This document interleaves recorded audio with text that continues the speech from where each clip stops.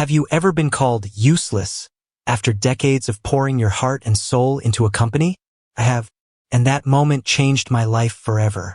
I was 53 at the time, living in Cincinnati, Ohio. I worked for a mid-sized packaging company called Brightflex. We specialized in eco-friendly packaging for local businesses. Not exactly Amazon or Coca-Cola, but we had a solid market share, especially with supermarket chains across the Midwest. I was a senior process engineer. I'd been with the company for over 22 years. During that time, I didn't just work. I developed a proprietary process that improved the durability of biodegradable packaging without increasing production costs. That process was the reason we kept our contracts with the region's 3 largest supermarket chains. But I was never one to brag.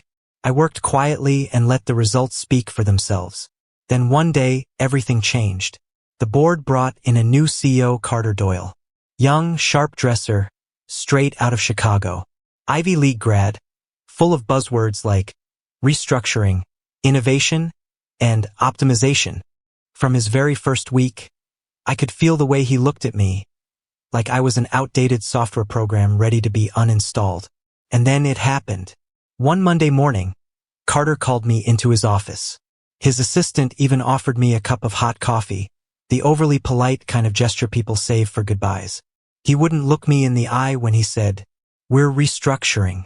Your position is no longer necessary. To be honest, you've become useless." I tried to stay calm. "Based on what metrics exactly?" He shrugged, gave a half smile. "You're good at one thing. We'll manage. The company needs to move forward, and unfortunately, you're not part of that future." Then came the termination letter. Someone from HR escorted me to the front door like I was some kind of security threat. I sat in my car for almost an hour. I didn't cry. I wasn't even angry yet. I just felt hollow. I'd given nearly half my life to that company. Late nights until 9 p.m. Skipping family dinners during the holidays to troubleshoot production line issues. And now I was just another number erased. But there was something Carter didn't know. I was the only one who truly understood the proprietary formula and production process. Sure, there were technical documents, but I always updated them by hand, not for secrecy, just out of habit. A habit that would soon become the key to my spectacular comeback. I didn't go home that day. Instead, I drove aimlessly through the streets of Cincinnati, past buildings where I'd installed equipment for clients, past the old coffee shop where I used to eat lunch alone.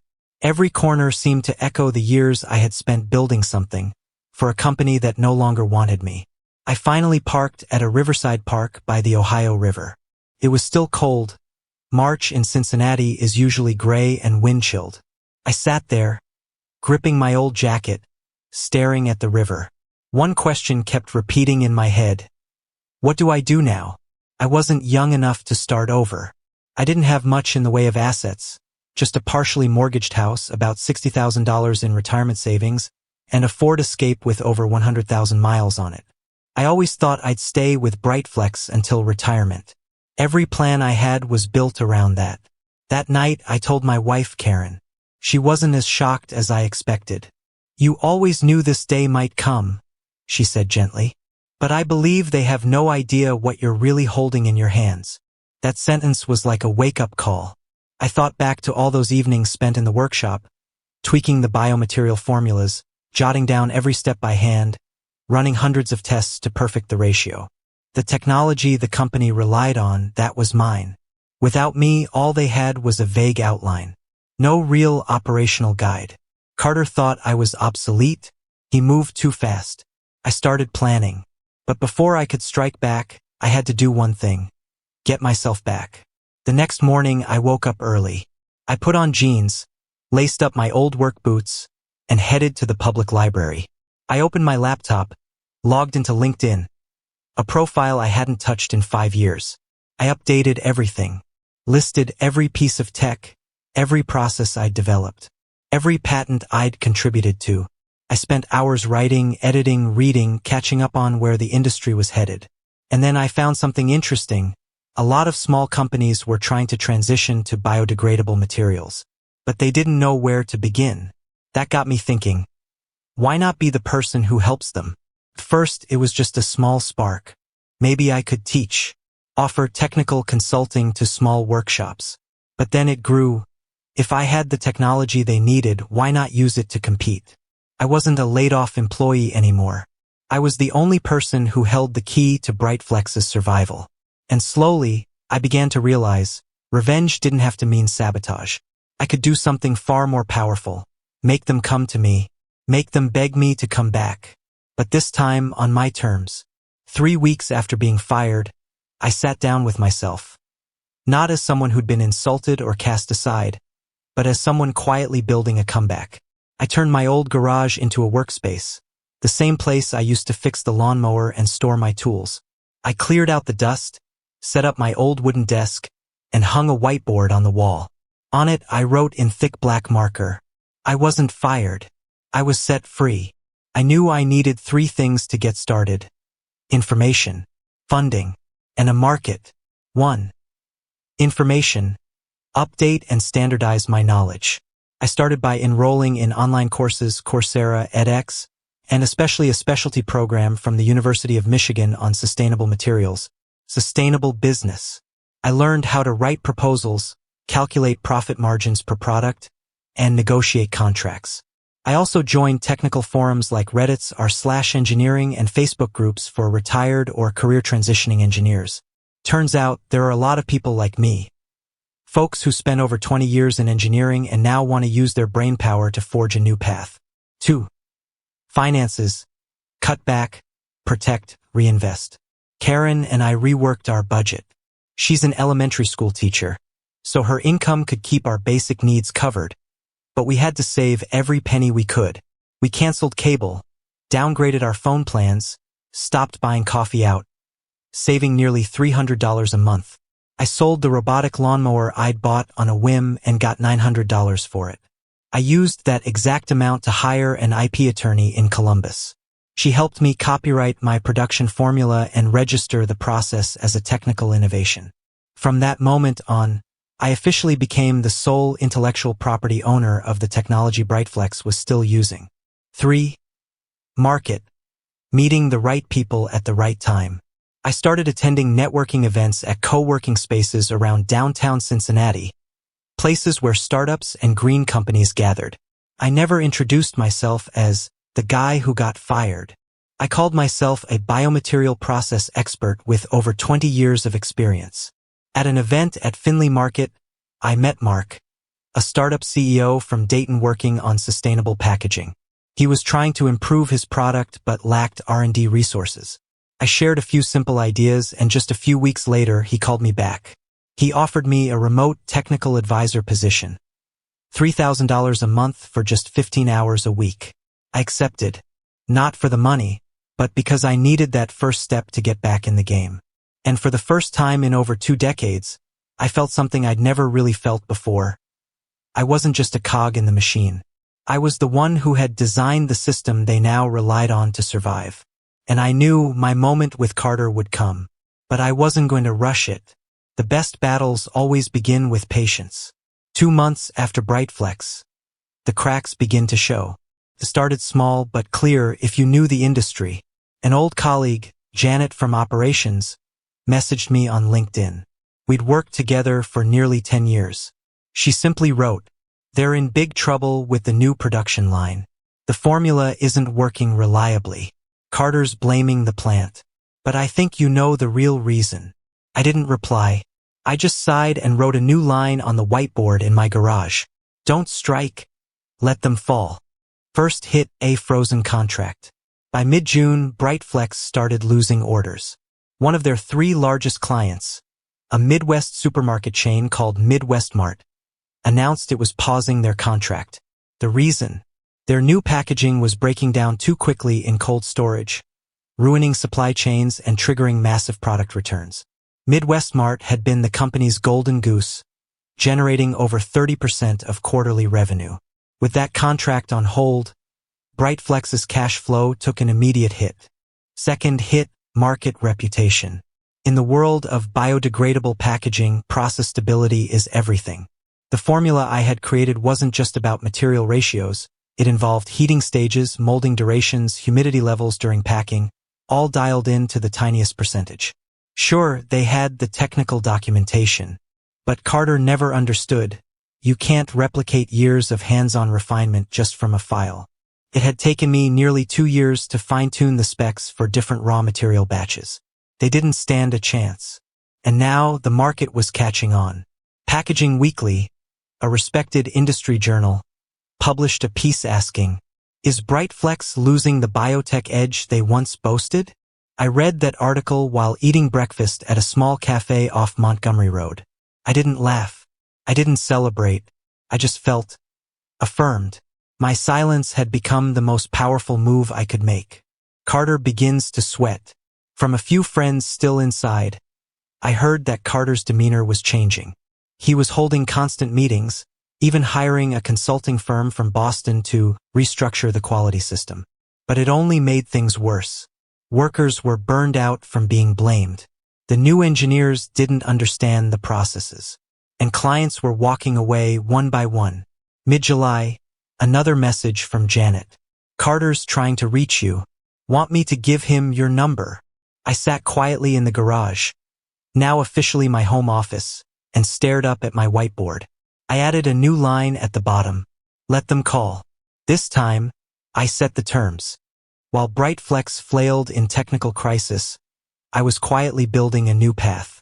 No press, no noise, just real work with real people who actually needed real solutions.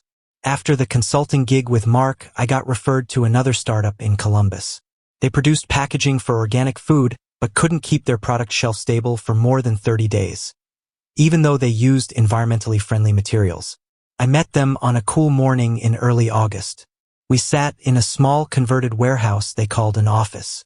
They handed me a sample, and within 20 minutes, I spotted the issue. Not enough cellulose bonding. My fix was simple.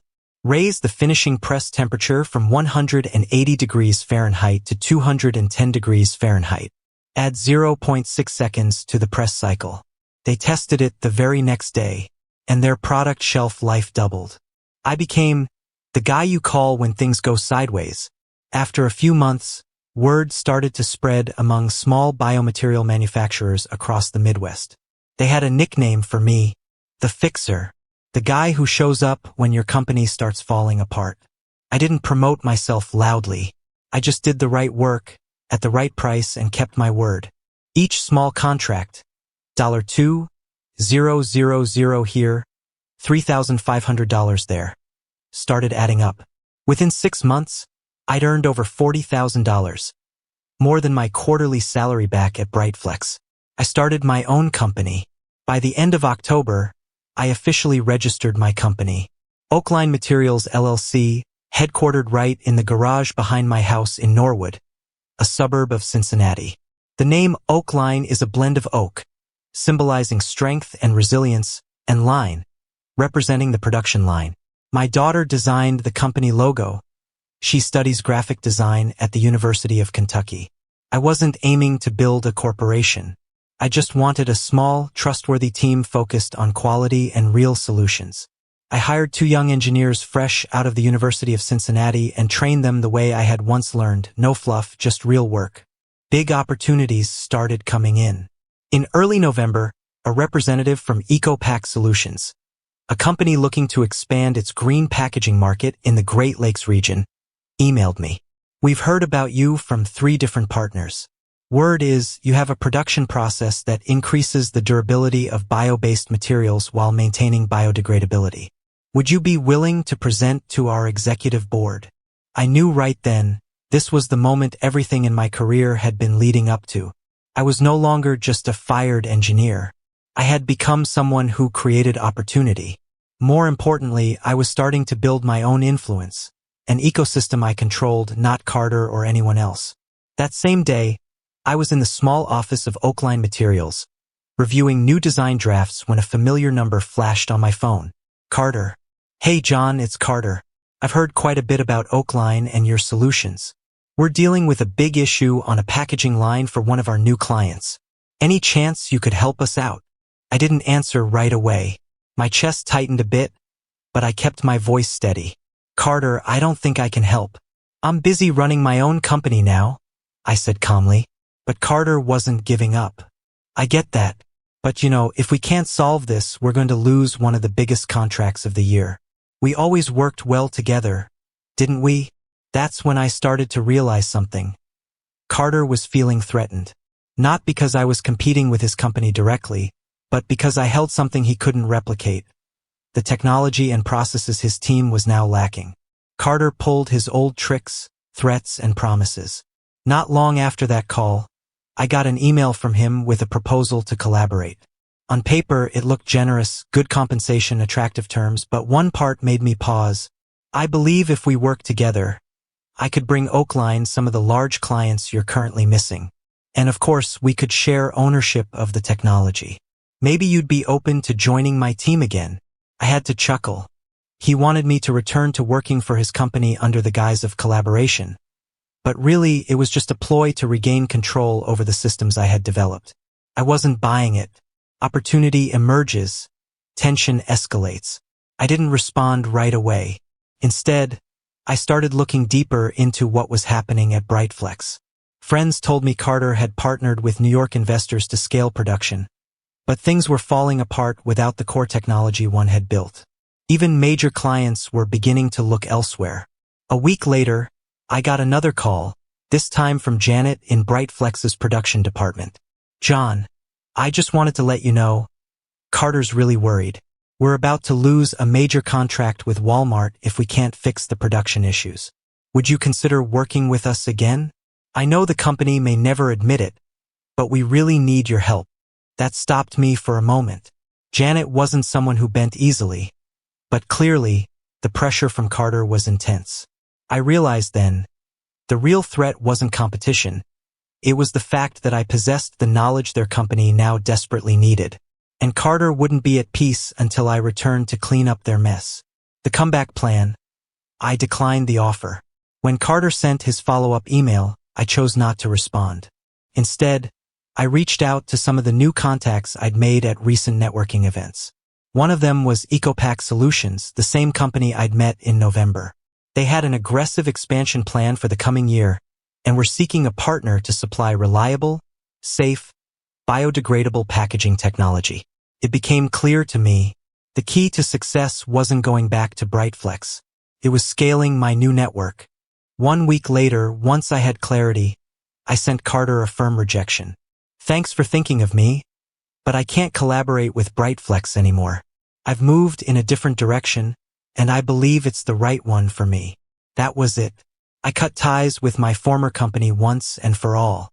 And just like that, the first real showdown between me and Carter ended with his failure and my win. By January of the following year, I was sitting in the conference room at EcoPack Solutions, and it felt like I was standing at the threshold of something major. I wasn't just a consultant anymore. I was building a business with enough influence to make old companies stop and take notice. EcoPack, a sustainable packaging manufacturer, officially partnered with Oakline Materials to develop new bio-packaging technology for the organic food market. They were preparing for a major expansion into the Great Lakes and Midwest regions, and our products would be the key to unlocking that door. During the meeting, I looked at the roadmap EcoPack presented: major investments in R&D, rising demand for eco-friendly packaging, and huge potential from the organic food market. I knew this would be the launching pad that could make Oakline an indispensable name in the biodegradable packaging industry. A major shift in the market. Within just 2 months, Oakline had become a serious competitor to the legacy packaging companies. Our old rivals, including Brightflex, began paying close attention to our rise. A feature in Packaging Digest discussed the seismic changes happening in the packaging sector, noting how companies like EcoPack and Oakline were emerging as trusted new players. It also emphasized that sustainability and biodegradability would be the deciding factors moving forward. That's when it hit me. I wasn't just competing with technology, I was changing an entire industry. Soon after, major companies started taking Oakline seriously. We were no longer seen as a small startup, but as a real competitor with the innovation and momentum to back it up. A whole new market was opening before us. How did Carter react? Around that time, I got a call from Janet, an old friend still working at Brightflex. "John," she said, "Carter's in trouble. The big contracts he was counting on are being delayed, and there's talk of a leadership shakeup. He won't admit defeat, but things are getting tense." I wasn't surprised. While Carter was scrambling to keep the old company afloat, I was working with a strong, motivated team at Oakline. I had no interest in looking back. I was focused on leading the company into the future. In our next strategy meeting with EcoPack, I proposed a long-term partnership to develop a broader line of biodegradable packaging for the food industry. The move solidified our partners' trust and laid down a strong foundation for Oakline to surge ahead, leaving traditional competitors in the dust. Feeling the shift. It was a surreal feeling. Not just building a company, but changing an entire sector. Every step Oakline took, from the small contracts to the major clients, wasn't just a financial win. It was a win in influence and impact. I was no longer the failure Carter once believed me to be. I hadn't given up, and now I stood at a new peak. Oakline wasn't just a small player in the biodegradable packaging world. We had become a force to be reckoned with. Then things escalated. I got a call from a potential partner. "John, you need to know something," the voice on the other end said. "Brightflex just acquired a major research company in Chicago focused on biodegradable packaging. They've started testing the same technology you once developed. And I think you understand, if they succeed, they'll become one of Oakline's biggest competitors next year." It was Janet again, and her voice carried a mix of concern and warning. I paused, unsure whether to react immediately. Carter didn't take failure lightly. Brightflex's acquisition wasn't just a way to strengthen their competitive edge. It was a direct attempt to copy the very process I created. I had just become the next big target in Carter's corporate war. Carter's next move, a negative PR campaign. Not long after I received that warning, I started seeing negative articles popping up across industry platforms. Headlines like, "Oakline, is their biodegradable packaging technology really safe?" And "Risks from biotech packaging startups, a smart choice or not?" began circulating. These weren't just raising vague concerns about our tech stability. They were laced with subtle, baseless accusations about the security of our proprietary processes. Carter had hired a PR team to run a smear campaign, hoping to shake customer confidence in Oakline. My counterattack, rebuilding trust with transparency. But I wasn't scared. This was my moment to stand tall. I wasn't going to let a media war take me down. I immediately contacted all of our partners and invited them to an open webinar where I would personally address every question about Oakline's technology and processes. The webinar exceeded all expectations. Partners and clients saw the sincerity and transparency in how I tackled every concern. I walked them through our research, our development journey, and, most importantly, I made a clear commitment to quality and safety no matter the pressure. Then something amazing happened. Right after the webinar, I received an email from EcoPack Solutions. They had decided to extend our partnership contract and increase their investment in Oakline. It was more than validation, it was a clear signal that Oakline had just won the media war. Carter's final play, attacking from within. But Carter wasn't finished. When the PR campaign failed, he turned to a new tactic, exploiting internal weaknesses. About a month later, I got a call from Brian, a former Oakline engineer who had once led our technical team. "John, I don't want to stir things up," he said, "but you need to know. One of our major clients has started negotiating with Carter. They're planning to pull out and shift to Brightflex." That was it. Carter had launched a full-on client war. He was using every trick in the book to lure away my top clients, promising better deals, better contracts, anything to steal back what he'd lost. It was the most serious threat I had faced so far. How I responded, holding the line with stability and vision, staying calm and building strength. I didn't panic. Instead, I immediately set a plan in motion to reinforce relationships with our existing customers, especially those who had been longtime partners with Oakline. I invited them to a special event I hosted in Cincinnati, where we introduced our latest products and showcased our improved production processes. At that event, I created opportunities for customers to meet Oakline's technical team and take part in open discussions about advancements in biodegradable packaging technology. It wasn't just about regaining trust. It was about solidifying Oakline's position in the industry. The result? Victory under pressure. By the end of May, after 3 intense months, I started hearing from partners that Brightflex was beginning to lose ground. Their promises, based on unproven technology, weren't enough to sway our long-standing clients. Meanwhile, Oakline maintained its commitment to quality and reliability. There was no need for retaliation against Carter. Oakline had proven that we weren't just strong technologically, we were dependable and respected in the industry. That summer, on a bright Monday morning in Cleveland, Ohio, I sat in Oakline's new headquarters. Once an old warehouse on St. Clair Avenue, the space had been transformed into a modern facility, complete with rooftop solar panels and a small garden out front. Everything around me spoke one clear message. Oakline hadn't just survived, it was thriving. Oakline now had over 80 employees. That might not seem like much to a national corporation, but to me it meant everything. Among our team were engineers previously rejected by Brightflex, finance specialists from failed startups, and local workers who had been unemployed for years. We weren't just a company, we were a community. A financial turning point, Oakline lands a strategic national contract. In July, Oakline officially signed an $8.6 million contract to supply biodegradable packaging to a national organic grocery chain headquartered in Minneapolis. The deal wasn't just lucrative, it validated our technological credibility and our ethical standards. I remember the moment the chain's representative said, "We chose Oakline not just for the product, but because of how you and your company stood firm under pressure. In this industry, ethics matter even more than technology." That statement carried weight.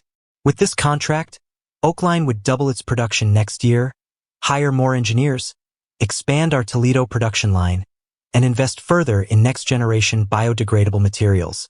The final blow, Carter's collapse, and the truth revealed.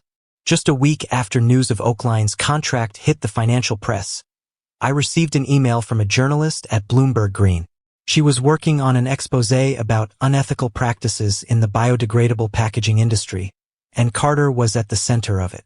Through a leak of internal emails, it was revealed that Carter had used company funds to bribe data suppliers, manipulate research figures, and, most shockingly, hire hackers to breach Oakline's order management system. This was no longer competition. It was a crime. Less than 3 weeks later, Brightflex was called to testify before the Federal Trade Commission, FTC.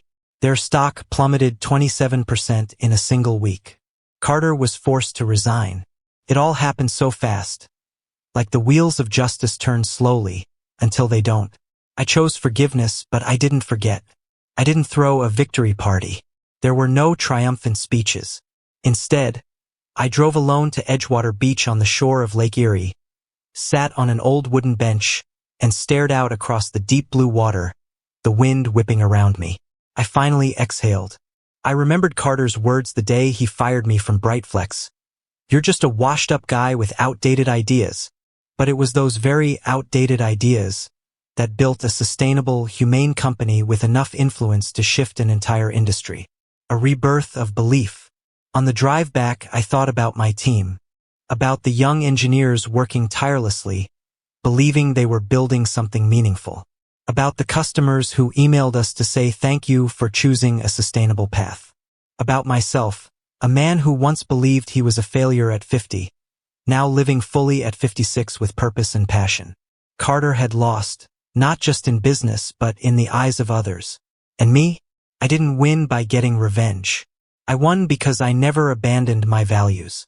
Sitting in my small office, watching the sun set behind the rooftops of Cleveland, I realized true victory didn't come from tearing Carter down. It came from not losing myself in the process. Along the way, I'd had plenty of chances to fight fire with fire. I knew enough to expose Carter earlier. I could have used media, tactics, and connections to get back at him. But I didn't. Not because I was naive, because I understood something deeper. Every unethical decision, no matter how small, pulls you further away from the person you want to become. Believing in ethics, a rare conviction in modern America. In the US, where outcomes are often valued more than the process, where CEOs lay off thousands to boost stock prices, holding on to ethics and compassion isn't always considered smart. But if I've learned anything in my 30 years of working, it's this: people's trust is earned by how you handle your hardest moments, not your easiest ones. Oakline weathered the storm not just because of our tech or contracts, but because people saw a company with real ethics and real principles. Customers weren't just buying products. They were buying trust. What I've learned about honor, persistence, and believing in yourself. I was once called worthless. I once stood alone, surrounded by people who didn't believe in me. But looking back now, I don't feel bitterness. I feel gratitude. Grateful I didn't respond with blind anger. Grateful I believed that true value comes from persistence and integrity. And above all, I'm grateful that I believed in myself, even when no one else did. In this country, people often judge you by your title, your bank balance, or what's printed on your business card. But at the end of the day, what lets you hold your head high is knowing you stayed true to your conscience. What is success? I used to think success meant owning a big company, making it into Forbes, or being featured on Bloomberg. But now I have a different definition. Success is being able to look in the mirror every morning and smile because you didn't betray your values. Success is when young people on your team say, "I want to work here because this place doesn't feel like a company. It feels like a mission." Success is when a client calls just to thank you for keeping a promise, even a small one. I no longer need revenge.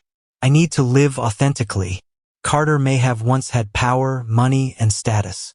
But the one thing he never understood and never had was genuine respect. Me? I have that. From my team. From my clients. From myself. That's the kind of win no money can buy.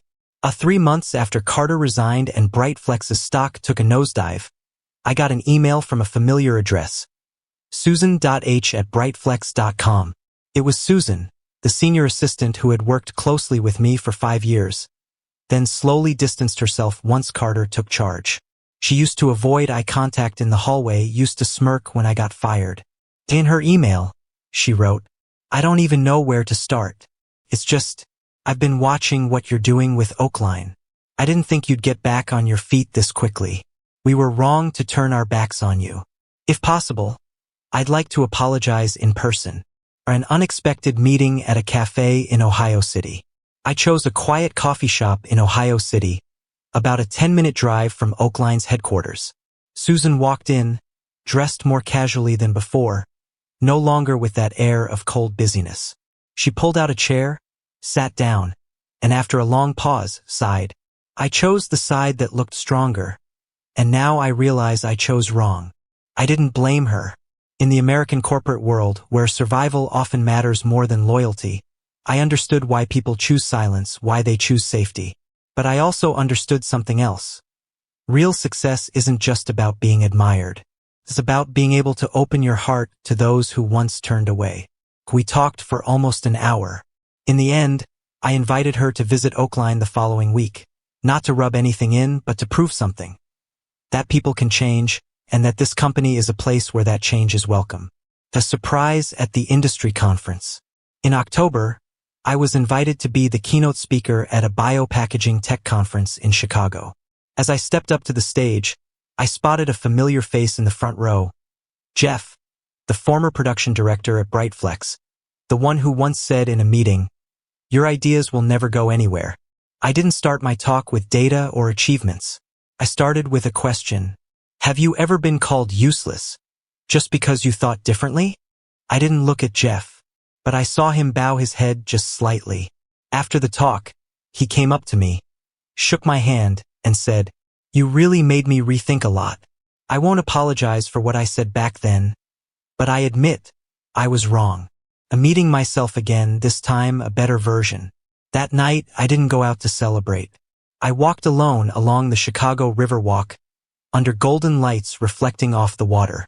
I thought about the man I was 2 years ago, the one who walked out of Brightflex with contemptuous stares behind him, no money, no status, no clear future. And now I'm still that man, but completely different. I no longer need anyone's approval to know I have worth. I don't need to beat anyone to feel strong. Because in the end, I've done the hardest thing in American corporate culture. I kept my heart in a world that teaches you to look away. A life-changing email from a community college in Akron, Ohio. I never imagined that an email from a small community college could open a new chapter in my life. The sender was Professor Helen Morris, chair of the Business Administration Department at Summit Community College. She had followed my journey through articles, podcasts, and speaking events after Oakline's success. In her message, she wrote, "We have hundreds of adult students, people returning to school in their 40s and 50s, because they've been laid off, divorced, or just want a new beginning. You're the person they need to hear from. Not because you're a CEO, but because you were once called useless and stood back up. From CO office to night classes." I said yes. A month later, I stood in front of a small classroom filled with seasoned faces, not 20-year-old students. These were people like Martha, 52, who had worked in a paper mill for 25 years, or Daniel, a former banker, replaced by AI. I told them about Carter, the man who fired me, but I didn't dwell on the drama. I talked about how I managed my emotions, how I relearned skills, how I reconnected with myself and the people around me. And most of all, I spoke to the one thing everyone in that room was facing. Midlife isn't a period. It's a colon. What follows is the story you're about to write. Mentorship. Giving is the most sustainable way to grow. As Oakline continued to grow, I stepped back from directly managing every project. Instead, I launched an internal mentorship program where younger employees were paired with those who had gone before them, not to learn how to compete, but to understand the value of patience, character, and the ability to endure failure. I didn't want this company to be just a place that generated profit. I wanted it to be a place that nurtured depth in people. I also joined a mentoring program for failed entrepreneurs, a quiet but crucial network in the American business community, the Startup Recovery Group in Columbus. There, I met many who had gone through what I had. This time, I was the one reaching out a hand to help them back up. Peace comes from contribution, not control. 58, I don't need more money. What I need is for more people to know that they're not worthless.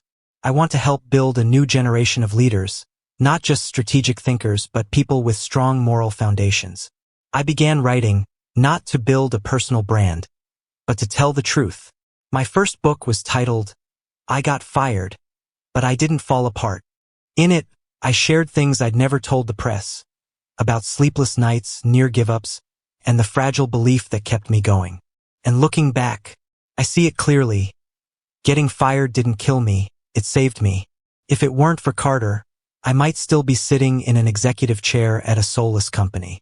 That insult, that moment of being labeled useless, was what sparked the deepest journey of my life. The journey of turning wounds into leverage and failure into a force for connection. When I started getting invited to speak at conferences, I thought, this is just a phase. But then I realized, maybe this is the most meaningful chapter of my life. From New York to Kansas City, every stage holds a story worth telling. I've spoken on the stage at Tech Forward in New York, with bright lights and an audience in tailored suits. I've also spoken at a small local business seminar held by the Kansas City Chamber of Commerce, where one cafe owner had just secured a $50,000 loan to keep her doors open after the pandemic. Big or small, I always start with the same line. I was once called useless. And I know some of you in this room are calling yourselves the same thing. No one ever says it out loud, but I see it in their eyes, especially the middle-aged folks sitting in the back. They look at me a little longer afterward. Not just inspiration, but real-world guidance. I know a 20-minute talk can't change a life. So I created something more practical, the Rebuild Workbook, a 40-page manual I wrote line by line and hand out for free at events. It's not filled with feel-good quotes. It includes 5 questions to help you identify the turning point in your life, 10 soft skills to relearn after age 45, a how to rebuild a professional network even if you were publicly fired. A 49-year-old woman from Des Moines, Iowa, wrote to me after one of the sessions. I cried when I saw the exercise. List 3 people who once helped you but you never thanked. I realized I had a network. I just let it die, lighting a fire for the invisible. I started visiting federal prisons, places filled with former business owners who had lost everything due to one mistake. One man, Raymond, used to run an auto shop in Indiana. He was sentenced to 3 years for tax fraud. He told me, "You're the first person who didn't look at me like garbage. You saw someone who still had value." I enrolled Raymond in a remote mentorship program after he was released. A year later, he reopened his shop and hired the same young man who had stolen a car from him 5 years earlier. Raymond said, "Everyone needs someone who'll give them a second chance. I don't need to be at the top. I just need to be in the right place." Someone once asked me at a conference, "Do you think you'll ever return as a full-time CEO?" I just smiled. I'm already the CEO of something more important than a business. I'm leading a change in people's minds. And to me, that has a greater return than any IPO. I used to think legacy was what you left behind after you died. Now I understand. Legacy is what you plant in others while you're still alive. Not a name on a building, but a memory in someone's heart. I don't want my name on Oakline's headquarters. I turned down an offer to have a scholarship named after me at a university. But I didn't turn down an invitation from a group of senior students at the University of Michigan who asked me to speak on starting over after failure. One student, Carlos, the son of an immigrant from El Salvador, told me after the talk, "You didn't say anything grand. You just told the truth. And that's why I want to try doing something big. Even though my parents told me to play it safe. I don't need him to remember my name. I just hope he remembers the feeling, the belief that he's not worthless. Legacy across generations, not through power." My daughter, Emily, is now 27. She just got an MBA scholarship at Northwestern. One evening in Chicago, she asked me, "Do you regret not going back to being a full-time CEO?" I looked at her, wearing glasses just like her mom used to, her eyes tougher than her age. "I regret ever thinking a title was the most important thing. Not anymore. Now, I'm proud that I built a company where a 54-year-old single mom can be promoted to director. Not because of connections, but because of her value."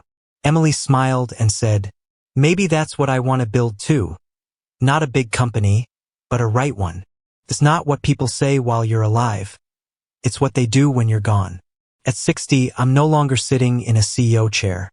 I teach one class a week at a community college.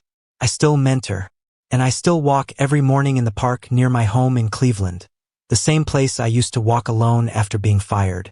This time, I don't walk alone. Some of the folks from the failure recovery group walk with me. We call it Walk and Rebuild. Every week, we don't talk about the past, only about where we're going next. When I leave, what do I leave behind?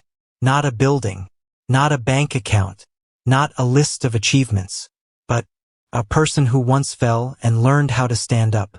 The company with a heart. To generation who knows, being called useless doesn't make you useless. When I was younger, I thought honor lived in a business card.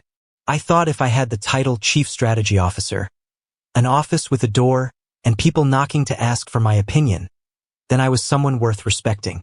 Then I lost it all. And I learned, honor doesn't live in a title. Honor lives in how you get up after being knocked down. I was once called useless, and I believed it for a few days. I won't lie. When I got fired, humiliated in front of my colleagues, I felt useless. I woke up at 4 a.m., not to work, but because of nightmares. I stared at the lunchbox my wife had packed and felt like a joke. I reread old emails from clients who had once praised me, just to convince myself I still mattered. There was nothing heroic about that time. Just a middle-aged man, out of a job, out of faith, and seemingly out of options. Honor begins in small actions when no one is watching. I didn't bounce back overnight. Nobody does. I started with one simple task.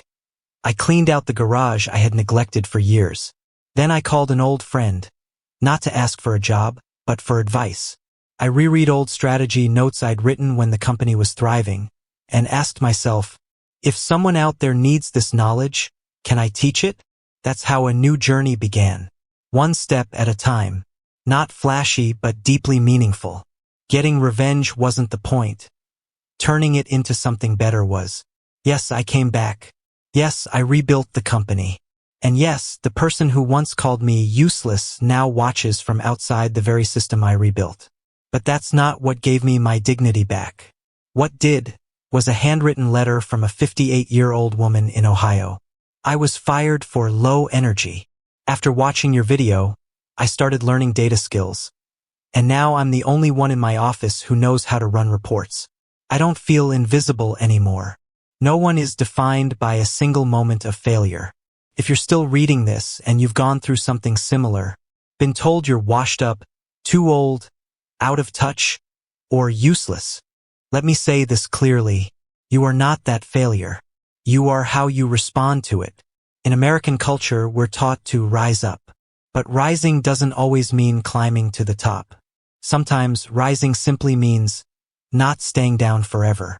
If you're reading this from a small room where you're no longer the one people listen to, if you once walked out of an office with a cardboard box under the sympathetic eyes of younger coworkers, if you've ever sat in your car in the parking lot, not knowing how to tell your spouse, your kid, or yourself that you just got laid off, I understand. Not because I majored in psychology, not because I read a stack of self-help books, but because I was in that exact place. You're not useless, you were just misjudged. You don't lose your worth just because one boss couldn't see you. You're not past your prime just because technology moves fast. You're not meaningless just because you're no longer making money for someone else. Your human value is still fully intact. Your experience, loyalty, resilience, and the kind of wisdom no 6-week online course can teach. Don't rush to get revenge. Get ready for your return. I'm not going to tell you to forgive right away. I didn't. But instead of pouring all your energy into getting back, use it to rebuild. Rebuild your trust in yourself. Rebuild your sense of purpose. And rebuild your skill set, whether you're 45, 55, or 65. And most importantly, rebuild your own definition of success. Success is no longer a title. Not a 3-story house in the suburbs. Not a new car. Success is being able to look in the mirror and say, I didn't let someone else's bitterness turn me into someone I'm not. If no one believes in you, do it so you can believe in yourself. Maybe nobody believes in you right now. That's okay. I didn't have anyone who believed in me either. All you need is to believe in yourself just a little, just enough to get moving.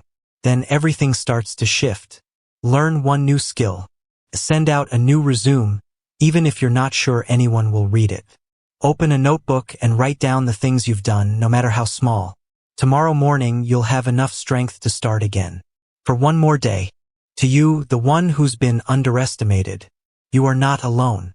Millions of middle-aged Americans have been where you are and have gotten back up. Be the next one. Not to prove anything to them, but to prove something to yourself. I'm not done.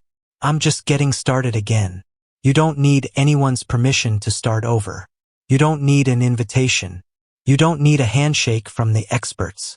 All you need is one decision right now. I will no longer let someone else's judgment define me. You weren't pushed out because you weren't good enough. You were pushed out because you remembered too well how the game is played. They might replace you with someone younger, cheaper, trendier. But you have something no one else can buy. The memory of when the company nearly went under, and how you helped save it. The experience from tough negotiations, when no PowerPoint could fix the situation. Most of all, you know that people are not assets that can be deleted from a spreadsheet. You know that. They don't. That's your advantage. Take action right from where you are. You don't need a grand plan, just a first step. Open your laptop and update your resume. Call an old colleague. Not to complain, but to reconnect. Write down 3 things you know well, and think about who might need to learn them. You once helped hold up an entire company. Now it's time to help yourself. This isn't the end. This is the next chapter. And you're the one holding the pen. I know what it's like to be pushed aside. I know what it's like to sit alone at the kitchen table, layoff notice in hand, with your spouse or your kids looking at you with worry. I know because I've been there.